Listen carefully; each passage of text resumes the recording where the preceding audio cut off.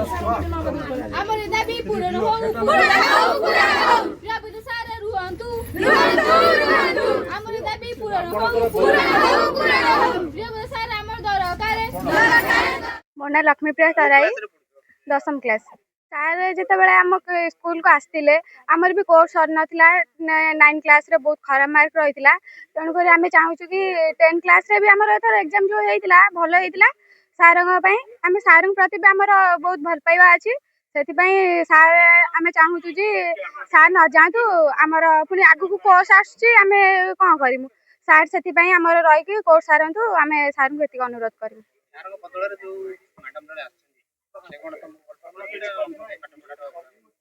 ନା ଭଲ ପାଉଛନ୍ତି, କିନ୍ତୁ ସାର୍ ଆମେ ଗୋଟେ ଭଲ ସମ୍ପର୍କ ହେଇଯାଇଛି ସାର୍ଙ୍କର ଆମର, ସେଥିପାଇଁ ଆମେ ଚାହୁଁନୁ ଯେ ସାର୍ ଯାଆନ୍ତୁ ବୋଲି। ସାର୍ ବି ଭଲ ପଢ଼ାନ୍ତି, ମ୍ୟାମ୍ ବି ଯେଉଁ ଆସୁଛନ୍ତି ସିଏ ବି ଭଲ ପଢ଼ାନ୍ତି, କିନ୍ତୁ ଆମେ ଚାହୁଁଛୁ କି ସାର୍ ଆମର ରୁହନ୍ତୁ।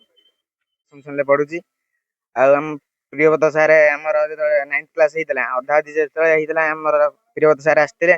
ଆମର ଯେତେବେଳେ କୋର୍ସ କମ୍ପ୍ଲିଟ୍ ହେଇନଥିଲା, ଆମର 9th ପରୀକ୍ଷାରେ ଯେଉଁ ଆନୁଆଲ ପରୀକ୍ଷାରେ ଆମର ପରୀକ୍ଷାରେ ଭଲ ହେଇନଥିଲା, ମାର୍କ ବି ଆମର ଏତେ ଆସିନଥିଲା। ଆଉ ଯେତେବେଳେ 10ମ ପରୀକ୍ଷାରେ ଯେଉଁ ଏବେ ହଉଛି ଆମର ଯେଉଁ IN1 ପରୀକ୍ଷା ହେଲା, ଆମର ଭଲ ବି ମାର୍କ ଅଛି।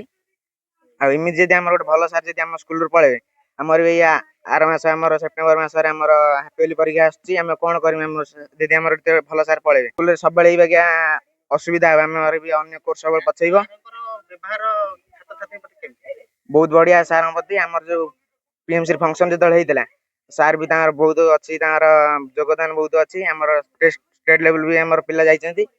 ଆଉ ଏମିତି ସାର୍ ଆମର ଯଦି ପଳେଇବେ, ଆମ ସ୍କୁଲ ଏମିତି ପୁରା ଖରାପ ହେଇଯିବ। ଛୁଆ ଆମର ଆନୁଆଲ ପରୀକ୍ଷା ବି ଏଥର ଆସୁଛି, ଆଉ ସାଂସ୍କ୍ରିଟ ସାର୍ ଯଦି ପଳେଇବେ ଆମ ଛୁଆ କ'ଣ କରିବେ? ଆଉ ପଢିବାର ଅସୁବିଧା ହବ।